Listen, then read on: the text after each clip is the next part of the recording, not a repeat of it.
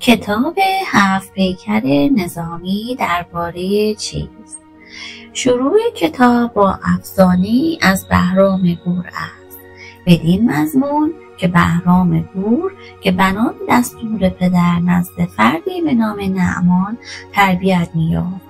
در حجره‌ای در بسته تصویر 7 دختر زیباروی را می‌بیند که هر یک دختر یکی از شهریاران کشورهای دیگر است. نام آنها عبارت بود از فوک از هندوستان، یغماناز از خاقان، نازپری از خوارزمشاه، نسرین‌نوش از سغلاب، آذریون از شاه مغرب، همان دختر قیصر، جشستی دختر کسری. و تصویر جوانی می‌بیند که زیر آن اسمش را بهرام نوشتند و پیشگویی شده است که آن جوان آن 7 عروس را خواهد گرفت. پس 7 قصر به رنگ روزهای هفته و به نام 7 سیاره می‌سازد تا در روزی که منسوب به آن سیاره است با یکی از آن دختران عیش و نشاط کنند. آن رنگ‌ها و ایام عبارتند از شنبه گنبد سیاه یعنی کیوان، یک شنبه گنبد صندلرنگ یعنی مشتری، دوشنبه گنبد سرخ یعنی مریخ، سه شنبه گنبد زرد یعنی آفتاب، چهارشنبه گنبد سفید یعنی زهره، پنجشنبه گنبد فیروزه‌گون یعنی عطارد، جمعه گنبد سبز یعنی ماه. بهرام در هر شب قبل از عیش و نشاط حکایتی را از زبان آن زنان میشنود که 7 پیکر نظامی در واقع آن 7 حکایت است. حکایت روز شنبه در گنبد سیاه رنگ داستان شاه سیاه پوش از 7 گنبد نظامی. حکایت اول شاه سیاه پوشان است که در گنبد سیاه رنگ و نزد بانوی هندی خود میشنود. آن بانو چنین میگوید که در دربار پدرش زنی نیکخوی بود، سر تا پا سیاه پوش. روزی با اصرار از او خواستند که حکایت سیاه پوشی خود را بگوید. آن زن گفت که من در گذشته کنیز پادشاهی بودم که در کاخش مهمانخانه‌ای داشت و هر شب از مهمانان تازه وارد پذیرایی می‌کرد و سپس از آنها حکایت شهر و دیار آنها و شهرهایی که دیده بودند را می‌پرسید و آنها هم از هر چیز شگفت‌انگیز یا جالب که دیده بودند حکایت می‌کردند.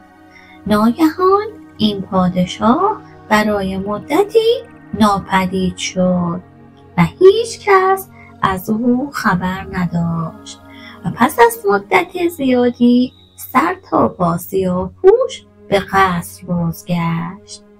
کنیزک داستان چنین گفت که شبی پادشاه غمگین و دلزده از همه با من در خلوت نشسته بود و شروع به درد دل کرد و حکایت سیاه پوشی خود را تعریف کرد.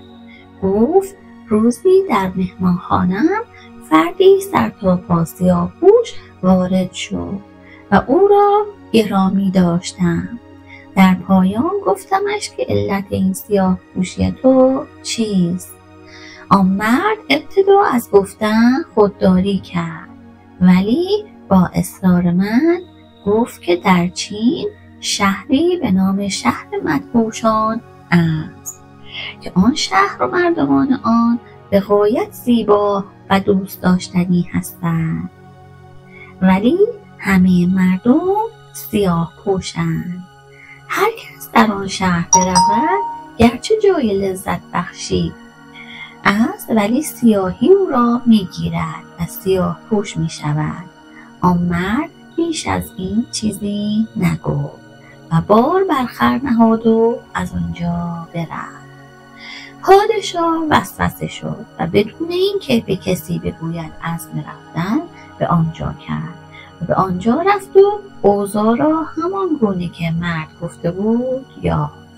تا 1 سال از هر کس احوال شهر را جویا شد، کسی چیزی به او نگفت، تا اینکه با قصابی نیکخوی دوست شد و مدتی به او لطف زیاد میکرد و هدایا و بخشش‌های فراوان به قصاب مینمود.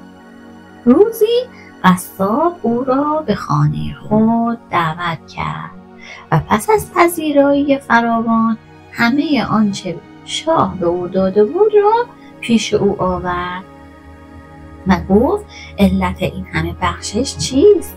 به قول معروف سلام گرگ بی طمع نیست. شاه ابتدا تعارفات را آغاز کرد و گفت حق مردی نیک محضر چون تو بیش از این است. قصاب گفت اینها را قبول نمی کنم مگر اینکه خواستی از من کنی تا من جبران کنم. شاه به اوضاع را مساعد یافت، حکایت شاهی خویش را و آنچه وی را بدین جا کشانده بود را بازگو کرد. قصاب گفت گرچه سؤال خوبی از من نکردی ولی پاسخش را میگویم. شب هنگام با وی به سوی خرابی رفتند. قصاب سبدی که طنابی به آن بسته بود آورد و شاه را در آن نشاند. ناگهان سبد پر گرفت و شاه را بالا برد و بین زمین و آسمان معلق ماند و جای گریز و گزیر هم نبود. ناگهان مرغی بزرگ و مهیب آمد و بر سبد نشست و بالای سر شاه به خواب رفت. وقتی بیدار شد و آهنگ رفتن کرد، شاه ناچار پای او را گرفت که از آن مهلکه نجات یابد. مرغ او را با خود برد تا به جایی رسیدند که زیر پا چمنزاری خوش و خرم بود. شاه پای مرغ را رها کرد و روی سبزه ها افتاد، جایی خوش و خرم که تا به حال ندیده بود. تا شب در آنجا تفریح کرد و از طبیعت آنجا لذت برد. تا نزدیک شب تعداد زیادی دختر همچون حور بهشتی بدانجا آمدند و تخت شاهانه‌ای را آنجا نهادند و بعد از آن یک بانوی بسیار زیبا و با جلال و جبروت هم آمد و بر آن تخت نشست. ناگهان آن زن متوجه حضور فرد غریبه‌ای در آن محل شد. شاه را پیدا کردند و نزد آن زن بردند. آن زن به سان مهمان از او پذیرایی کرد و در کنار خود بر تخت نشاند. آن شب را با رقص و پایکوبی کنیزان زیباروی گذراندند. در پایان هم شراب آوردند و شاه مست شد و به سان مستان عنان کف بداد و بوسه بر سر و روی آن زن می‌زد. زن به او گفت بوسه و نوازش هر چه دوست داری با من بکن، ولی بیش از این از من مخواه و هر وقت عنانت کف دادی یکی از این کنیزان بردار و با آتش هوس خاموش گردان.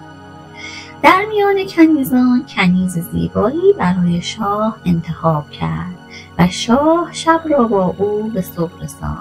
تا 30 شب بدین منوال گذشت و همین ماجرا هر شب تکرار می‌شد تا در شب 30 عنان شاه از کف برفت و اصرار فراوان برای بهره‌مندی از آن زن کرد و هرچه آن زن شاه را به شکیبایی فراخواند چاره ساز نبود. زن که چنین دید گفت لحظه‌ای چشمت را ببند تا من خود را آماده کنم و بعد تو مرا همان گونه با چشمان بسته بطلب و سپس چشمت رو باز کن. شاه چنین کرد و وقتی زن به او گفت می توانی شروع کنی چشمان را گشود و خود را در همان سبد و در همان مخروبه اول یافت و تنها کسی که کنار او بود همان مرد قصاب بود. قصاب گفت اگر من این حکایت را برایت می گفتم تو باور نمی کردی. من نیز به نشانه دادخواهی و تظلم و فریبی که آن زن به من داد جامه سیاه پوشیدم. احتمالاً در آن زمانها کسانی که ظلمی بر آنها می رفته به نشانه دادخواهی لباس سیاه به تن می کردند. این بود نتیجه حرص و طمع سیاه. حکایت روز یکشنبه در گنبد زرد رنگ. داستان شاه کنیزک فروش از 7 گنبد نظامی. پادشاهی در عراق در طالع خود دیده بود که زنان با او دشمنی می کنند و به همین علت زن نمی گرفت. تا مدتی با تنهایی خو کرد ولی نهایتاً کنیزکی می خرید و مدتی با او خوش بود. در قصر شاه پیرزن ابله و ابله فریبی بود که آن کنیزکان را با دادن القاب زیاد مغرور و گرفتار غرور می کرد و پای از گلیم خویش بیرون می نهادند و به همین علت شاه آنها را بیرون می کرد.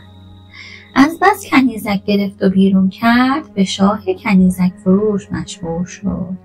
روزی به شاه گفتند که تعدادی کنیز زیباروی از چین آورده‌اند. یکی از اینها به غایت زیبا بود ولی تنها مشکل آن کنیز این بود که اجازه نمیداد کسی به او نزدیک شود و هر که او را می خرید پس می آورد. شاه او را گرفت. کنیزک در این حال مهربان و قابل اعتماد بود و از تمجیدات دیگران و توجهات شاه مغرور نشد و علاقه شاه را به خود بیشتر کرد. پیرزن هم که می‌خواست او را به غرور وادارد در کار خود موفق نشد و باعث شد که به خاطر این خصلت زشت آن پیرزن را بیرون انداختند. شبی شاه از کنیزک خواست که راز عدم تمکین به مردان را به او بگوید. کنیزک که با شاه خو گرفته بود به سخن آمد و گفت در طایفه ما هر کس که حامله شود موقع زاییدن خودش میمیرد و من جان خویش را بیشتر دوست دارم. پیرزن رانده شده برای انتقام از آن کنیز در خفا به شاه گفت که اگر میخواهی او را اغوا کنی و در آغوش کشی باید در حضور او با کنیز دیگری عشق بازی کنی تا او هم به وجد آید. شاه چنین کرد و نتیجه گرفت و آن کنیزک به دامش افتاد و پس از اتمام کار به شاه شکوه کرد که مرا ناخواسته جلوی شیر انداختی.